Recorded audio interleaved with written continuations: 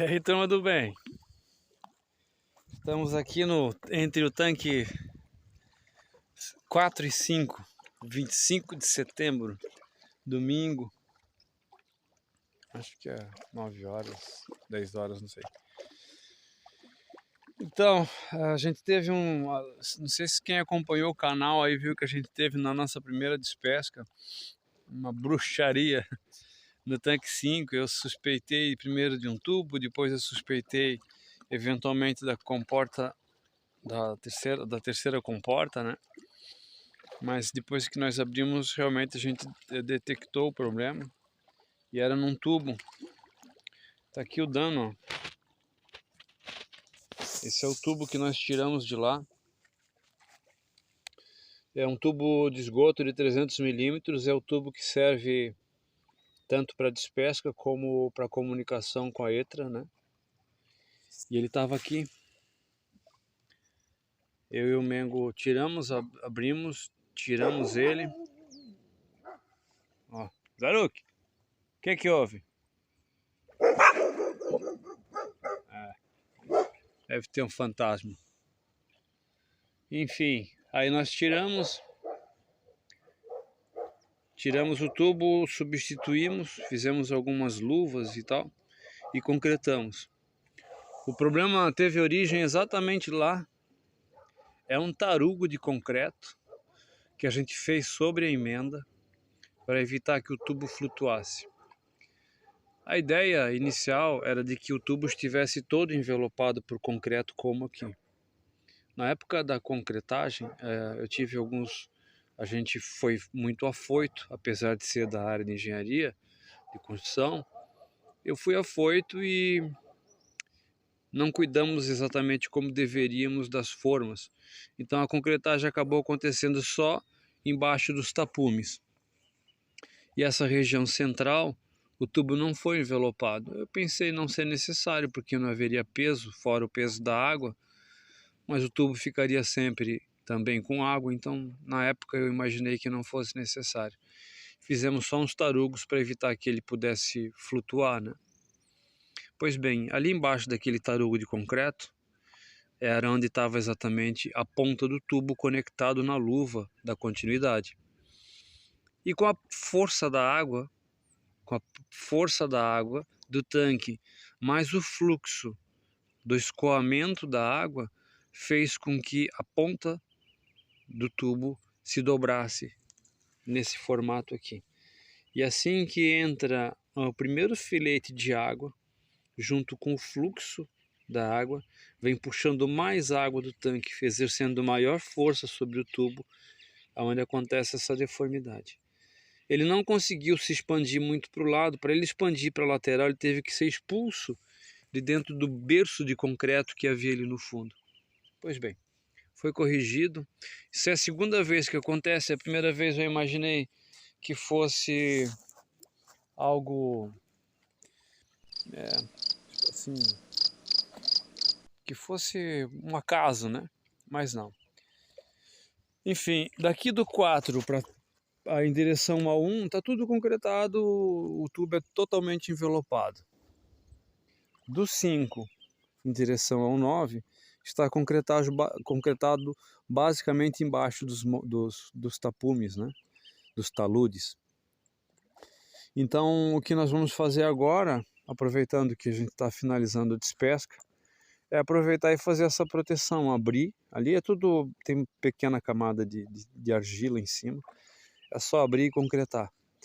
Então, principalmente, pelo menos 2 metros para cada lado das emendas. Só isso já basta, né? Mas a gente vai aproveitar e vai envelopar o tubo inteiro. Então já foi corrigido aqui. Eu já tive um problema embaixo aqui desse talude. Uma emenda no tanque 6, já teve uma emenda no 7. Vou aproveitar e vou corrigir em todos os outros para a gente não ter mais esse dano. Aqui no tanque 5, ó, percebam, esse ali é um monge do tanque 5, né? A primeira conexão em cima não é um controlador, é a conexão do cachimbo que está sobre a passarela lá. O cachimbo que vai até embaixo e é responsável pela remoção do excedente de lodo que vai para a estação de tratamento. Depois nós temos mais 1, 2, 3, 4 controladores de nível. São responsáveis, quando a gente saca esse controlador, são responsáveis pela comunicação com a estação de tratamento ou para fazer vaso de comunicação entre os tanques, para o esvaziamento do tanque até aquele nível. Depois a gente chega na primeira, segunda e a terceira comporta, que fica já bem no fundo do tanque. Os comportas estão ali, são umas alavancas de inox, são bem simples de abrir. A gente teve até nas primeiras alguma dificuldade, mas é bem simples de abrir mesmo. Abaixou a alavanca, fez uma pequena força ali, ela sai fora. Mas nós descobrimos também nessas despescas que eu não preciso daquela terceira, da primeira comporta para fazer despesca. Eu vou usar ela para esvaziamento também. Só as duas últimas comportas são suficientes aí para tirar até 10 toneladas de peixe. Então a gente teve muita perda de tempo nesses exercícios que a gente fez até aqui. A gente está aprendendo com o nosso sistema. Estamos aprendendo com o sistema, então cada nova tentativa são novos aprendizados, né? Então eu vou corrigir esse problema, vou corrigir não. A gente vai corrigir a nossa ação. Eu não vou mais usar a terceira comporta, a primeira comporta, perdão, vou usar só a segunda e a terceira comporta para fins de despesca, reduzindo o tempo da despesca. Então essa despesca aqui que saiu, esse tanque aqui saiu 5.500 quilos aproximadamente, e essa despesca aqui tem que acontecer em 1h30. Se eu cronometrar o tempo de vazão daquela comporta ali, é o tempo que acontece essa despesca. Enfim, a gente ainda tem aqui o tanque 4. Hoje o dia veio de uma semana de arraçoamento mais intenso. Eu ainda estou tratando esses 4 tanques. A gente teve, por conta de várias interferências externas aí, a gente não comentou nada aí nas postagens anteriores, porque não vem ao caso também. A gente teve muita dificuldade, né? Faltou recurso por conta da linha de custeio que não aconteceu, que foi prometida, mas não veio. Enfim, aí trouxe muito dano à nossa produção, muito dano. Eu não consigo mensurar, assim, ou dizer assim, a responsabilidade, a gente sabe de onde vem o problema, mas não vem ao caso. O fato é que a gente ficou sem ração no principal momento de engorda. Havia uma expectativa ainda bastante intensa, séria, né? Uma expectativa importante assim de que iríamos alcançar os objetivos traçados, mas ficamos sem arraçoamento no mês de janeiro para fevereiro em diante, só voltamos a ter uma continuidade em abril, ficamos de novo sem ração, e aí entramos no inverno com ração, mas perdemos o principal momento do peixe, a formação da carcaça ali na casa das 200, 300 gramas, que era um momento do peixe, né, a definir, finalizar a sua musculatura e finalizar a engorda. Entramos no inverno, então é sabido que o peixe cresce proporcional ao que come. Então, se no inverno come menos por conta da temperatura, né, melhoram outros parâmetros, né, a toxicidade aí de amônia já passa a não ser mais um fator preponderante ou preocupante, porque com baixas temperaturas a amônia já não oferece toxicidade, né? Não é tão tóxica, mas melhora o oxigênio, melhora outros parâmetros, mas a temperatura é fundamental para a tilápia, né? Ela não come com temperaturas aí abaixo de 20 graus, ela interfere de forma bastante expressiva assim, no hábito alimentar dela. Então, por fim, a gente teve um resultado que não foi satisfatório. Estamos preparando os tanques, vamos começar agora essas concretagens aí e outras aí, vamos fazer a desinfecção dos tanques, fazer calagem, enfim, fazer todo o preparo para preparar a próxima safra e tentar escapar desses problemas aí.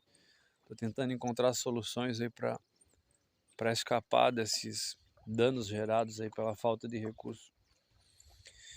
Mas enfim, gente, domingão hoje, um dia de mais ou menos descanso, porque a gente não tem tanto descanso assim. Mas está aí corrigido esse problema.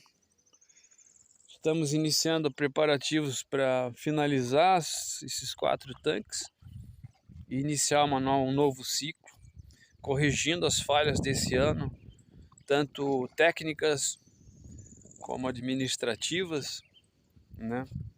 Nas questões de criação de tilápia, a gente não conseguiu impor o nosso desejo, né, de criar peixe com a intensidade que a gente quer, porque os fatores externos eles interferem de forma importante, né, no nosso planejamento.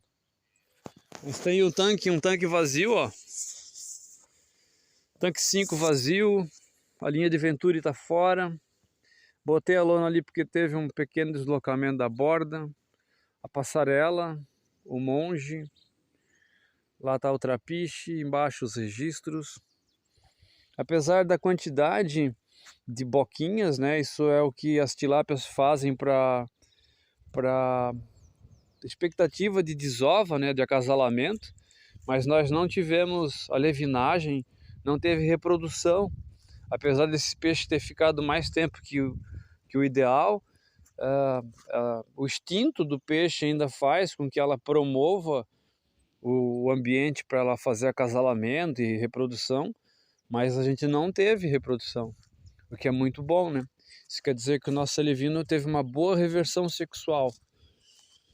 Aqui o tanque 6, ó. Do mesmo modo, lá ele tem três comportas de despesca. Aqui o 6 é esse que eu falei, que a gente já corrigiu ali aquela emenda central, que é de 6 metros do monge para cá. E deve ter mais uma emenda aqui que eu vou aproveitar e já vou fazer, para não ter mais esse dano, né? Tá aqui o 6. Essa é a quantidade de lodo, não é só lodo não, porque como corrói bastante as bordas aqui, ó, o que tem aí no fundo, não é, lodo não tem muito não, viu gente? Tem mais argila mesmo. Então essa proteção aqui nas bordas, para não comer mais, eu só vou fazer daqui uns 2 anos. Quando eu tiver a convicção que o sistema está bem sólido, né, bem confiável, aí eu vou proteger aqui as bordas. Tem alguns materiais aí indicados que eu vou escolher ainda qual. Então a gente está vendo ali 3 comportas. De novo, aqui tem 5 controladores, 4 controladores e a posição do cachimbo. O cachimbo dele está ali em cima. Enfim, é isso. Estamos preparando um novo ciclo. Vamos corrigir os detalhes. Nosso sistema não está totalmente implantado. Né, Folia? Folia, vem aqui. Vem dizer oi para a câmera. Diz oi pro pessoal do bem aí, pra turma do bem. Fala assim: ei, turma do bem, tudo bem com vocês? É o Folia, nosso companheiro, né, Folia? Valeu, gente. Um abraço pra todos, hein? Tudo de bom. Comam peixe!